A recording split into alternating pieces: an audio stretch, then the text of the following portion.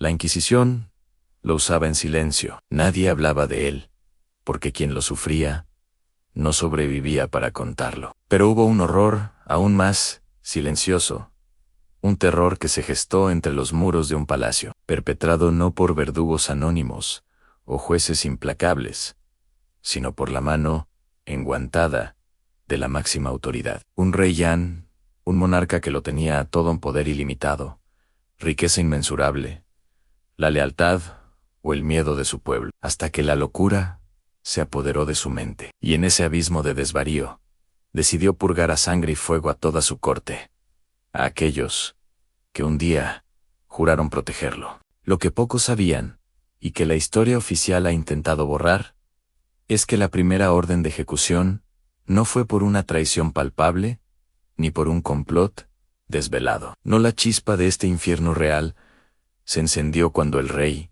en un arrebato de paranoia exacerbada, afirmó que las estatuas de su jardín se reían de él por las noches, y que su consejero más leal era el titiritero detrás de esa burla de piedra. Aquel hombre, un erudito respetado por todos, no solo fue el primero en caer, sino que su brutal ajusticiamiento fue la señal para el resto de la corte.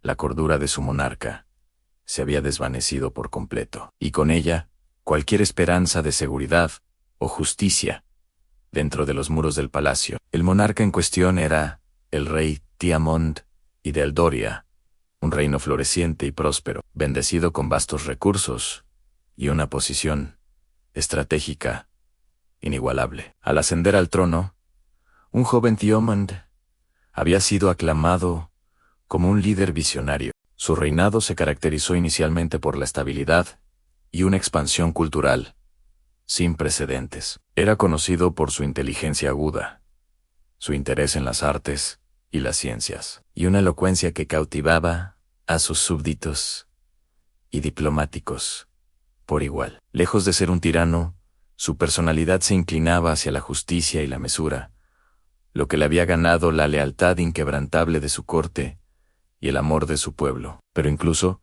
el más brillante sol puede ser eclipsado por la oscuridad de la mente. Poco a poco, una sombra comenzó a cernirse sobre la brillantez de Tiamond. Los primeros signos de su desequilibrio mental no fueron repentinos ni dramáticos, sino sutiles susurros, que poco a poco se convirtieron en un clamor inquietante. Empezó con noches de insomnio, paseos solitarios por los pasillos a deshoras, y una creciente desconfianza hacia aquellos más cercanos. Sus discursos, antes elocuentes y mesurados, se tornaron erráticos, salpicados de referencias crípticas y denuncias veladas a enemigos invisibles. La corte, inicialmente, lo atribuyó al estrés del gobierno, a la carga de la corona. Pero pronto, sus ojos, antes vivos y perspicaces, adquirieron un brillo febril, y las reuniones de consejo se transformaron en monólogos, donde el rey interpretaba los gestos más inocentes como conspiraciones en su contra. Las risas se acallaron, las miradas se desviaron, y el miedo, como una helada niebla, comenzó a envolver el palacio. El verdadero punto de inflexión, el momento en que la locura de Tiamond estalló en una furia sangrienta, llegó durante una opulenta cena de estado. Bajo el brillo de los candelabros y la música de la orquesta, el rey se levantó abruptamente, su rostro demacrado y sus ojos inyectados en sangre. Con una voz que se quebró entre el histerismo y la autoridad, acusó a su gran chambelán, Lord Valeries, de envenenar la comida y de conspirar con potencias extranjeras para derrocarlo. Valeries, un hombre leal que había servido a la corona durante décadas, intentó protestar, pero sus palabras fueron ahogadas por la furia real. Sin juicio, sin pruebas, más allá de las delirantes acusaciones del rey, Tiamond ordenó que Valerius fuera arrastrado fuera del salón, y con él a su joven esposa y sus 2 pequeños hijos, presentes en el banquete. Esa misma noche, sus cabezas rodaron en el patio del palacio, ante el horror paralizado de los demás cortesanos. El silencio que siguió al sonido del hacha no fue de luto, sino de un terror absoluto y gélido. la terrible comprensión de que la razón había abandonado al rey y que nadie estaba a salvo. Los métodos empleados por Thiaumund reflejaban la retorcida inventiva de su mente perturbada. La espada del verdugo, antes reservada para la alta traición, se convirtió en un instrumento de purga diaria, pero no se limitó a la decapitación. Para Lord Theron, el respetado maestro de caballería, acusado de permitir que sus caballos lanzaran miradas de desdén al monarca, Thiaumund ideó un castigo que pretendía ser una lección de humildad y sumisión.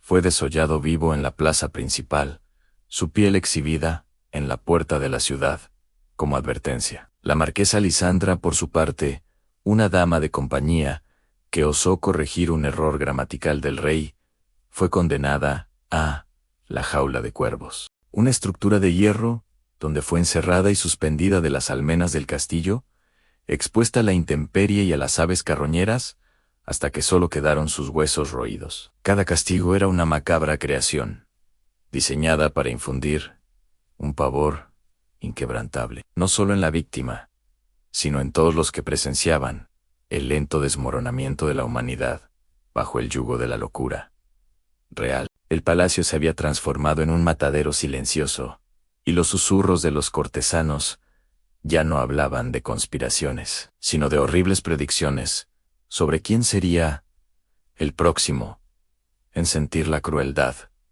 de Thiaumund. A medida que los meses pasaban, la paranoia de Thiaumund no solo no se aplacaba, sino que crecía como una gangrena, devorando cualquier vestigio de razón. Las acusaciones se volvieron cada vez más triviales e irrisorias.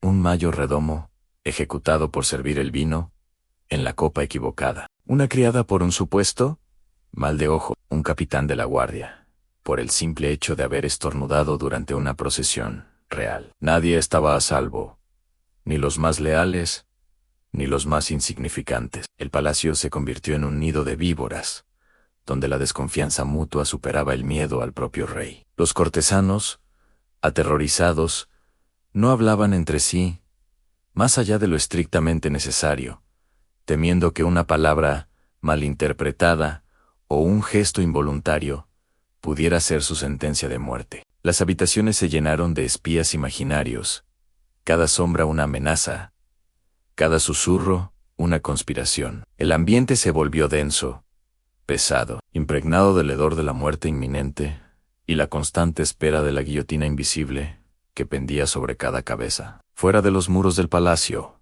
el reino del Doria, antes próspero y estable, se sumía lentamente en el caos. Las noticias de las grotescas purgas no tardaron en filtrarse, distorsionadas por el rumor y magnificadas por el miedo. El pueblo, que una vez había amado a su joven rey visionario, ahora solo conocía el terror de un monarca demente y sanguinario. Las cosechas comenzaron a pudrirse en los campos por falta de supervisión y orden.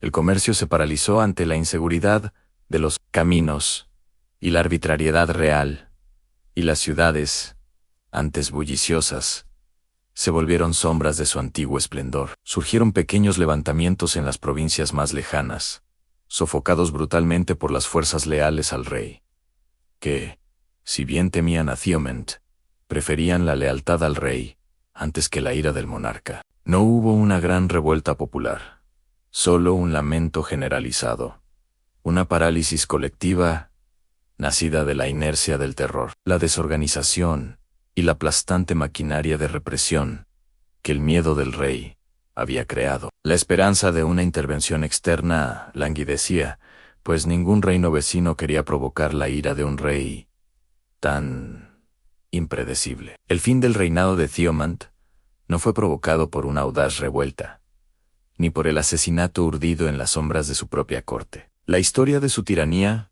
llegó a su macabra conclusión de una manera más lenta y solitaria. Consumido por su propia demencia, el rey se aisló cada vez más, desconfiando de hasta su propia sombra. Dejó de alimentarse correctamente, ignoraba su aseo personal, y sus noches estaban plagadas de gritos y delirios que resonaban por los ahora vacíos corredores del palacio. Los pocos sirvientes que quedaban, paralizados por el miedo, Lo veían consumirse día tras día. Una cáscara vacía del monarca que una vez fue. Finalmente, una fría mañana de invierno, Teomund fue hallado muerto en sus aposentos, no por una mano asesina, sino por el simple colapso de un cuerpo y una mente llevados al límite de la autodestrucción. Su muerte, paradójicamente, fue un alivio silencioso para un reino que ya no podía soportar el peso de su locura, un final anticlimático para una era de terror absoluto